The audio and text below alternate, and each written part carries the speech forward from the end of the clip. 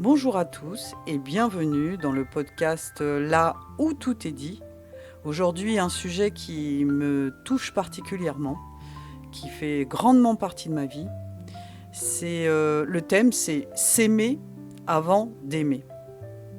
On croit souvent qu'aimer, c'est forcément aimer quelqu'un d'autre. Mais si le premier pas, c'était d'apprendre à s'aimer soi-même.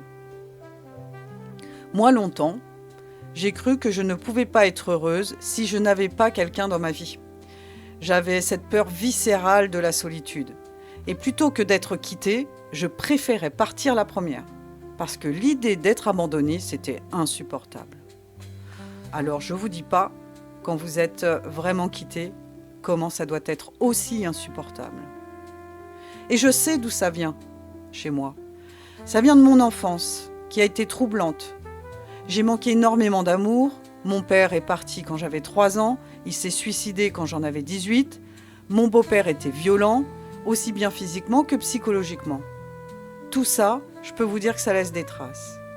Alors oui, j'ai grandi avec cette sensation de vide à combler, ce besoin de chercher ailleurs ce que je n'avais pas reçu.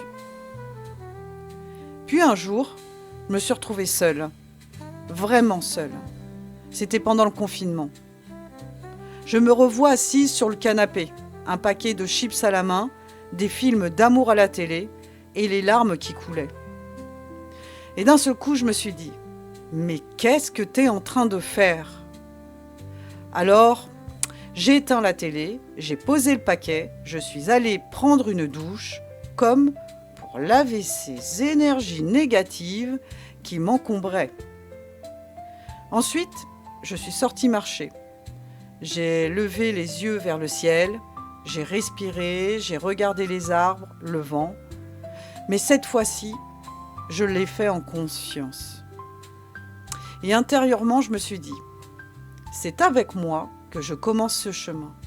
Et aujourd'hui, Marilyn, il n'est plus question de souffrance, il est question de bonheur. Donc, je me suis promise que mes prochains jours seraient indéniablement, uniquement du bonheur.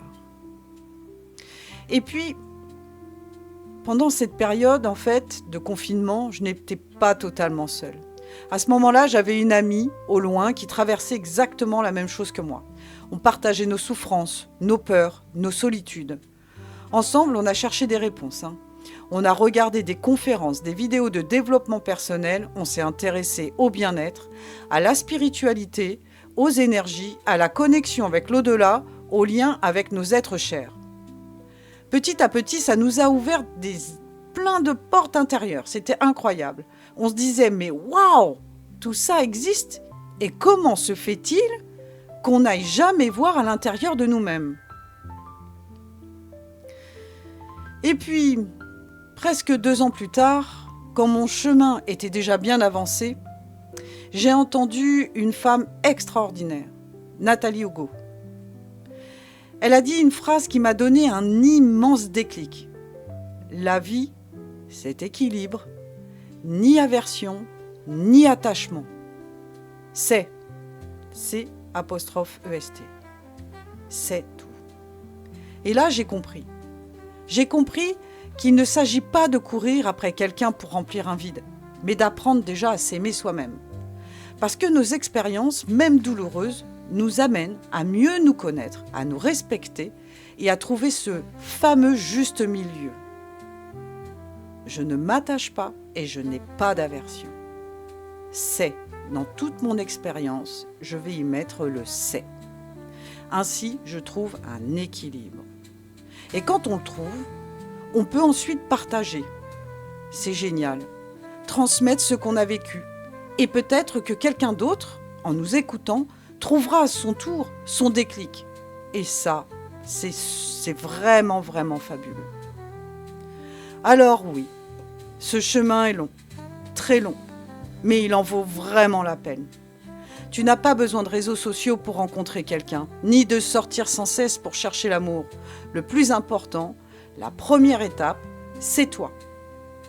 C'est te poser et te demander qui suis-je, comment je m'aime, comment je m'apprécie, Où est-ce que j'en suis avec moi-même?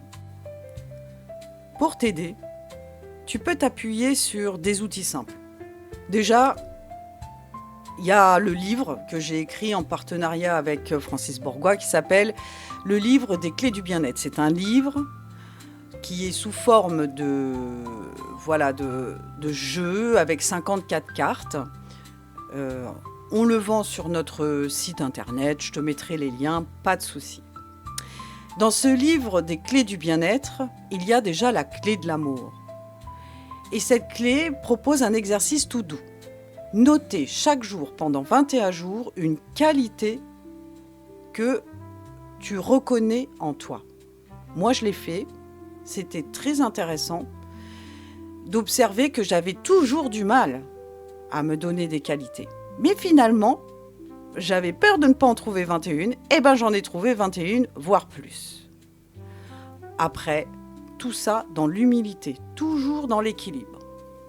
Et puis, il y a un autre outil. Dans le petit livre qui s'appelle « Aller mieux simplement », c'est pareil, je mettrai le lien d'achat qui peut se faire sur Amazon.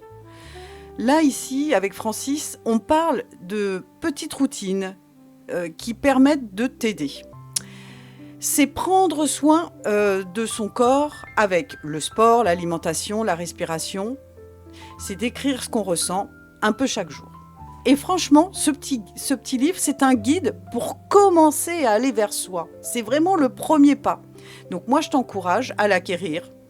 Je mettrai les liens. Il n'est pas très cher. Voilà. On peut aussi parfois investir un tout petit peu de sous.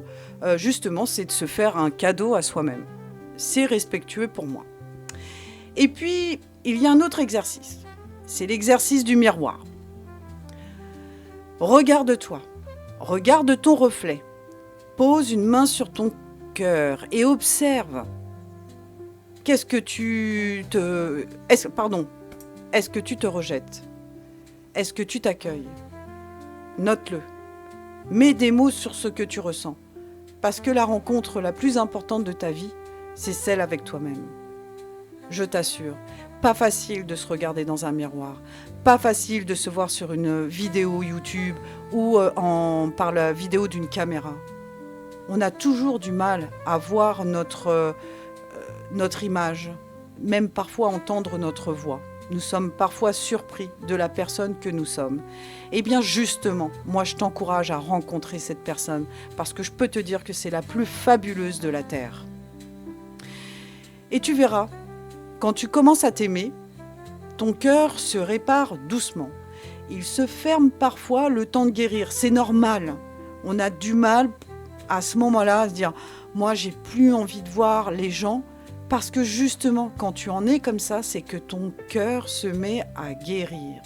Et puis un jour, il finit par se réouvrir, tout doucement. Mais pas pour courir après quelqu'un. Ah, pas du tout. Non, il s'ouvre pour accueillir, dans la liberté. Tu observes, tu sens, tu te dis « Tiens, cette personne est intéressante, pourquoi pas? Tiens, j'ai envie de l'écouter, tiens, j'ai envie de partager quelque chose. » Et si quelqu'un arrive dans ta vie, c'est un cadeau, un bonus. Laisse-moi te dire ces dernières phrases. Parce qu'au fond, quand tu t'aimes toi-même, tu es déjà à 99% dans l'énergie de l'amour. Et le dernier pourcent, le petit 1%, celui qui peut provenir de l'autre, ce fameux petit 1%, il n'est vraiment pas obligatoire, je t'assure. Pour finir, s'aimer soi, c'est déjà ouvrir la porte à l'amour vrai. Et parfois, c'est quand on n'attend plus rien que l'amour, elle vient frapper à notre porte. Pas seulement l'amour que l'on imagine, celui d'un couple ou d'une histoire à deux, mais sous toute forme.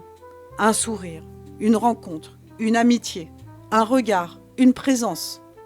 L'amour, c'est une énergie qui nous traverse, qui remplit notre cœur et qui nous remet en équilibre. Et quand il arrive, on l'accueille sans attachement, sans rejet, juste comme une évidence. Quelque chose de parfait qui nous permet simplement de nous sentir bien. Voilà. J'en ai fini avec ce podcast. Merci de m'avoir écouté. Je vous embrasse tous. Prenez soin de vous. absolument de vous pour commencer à aimer les autres. À bientôt.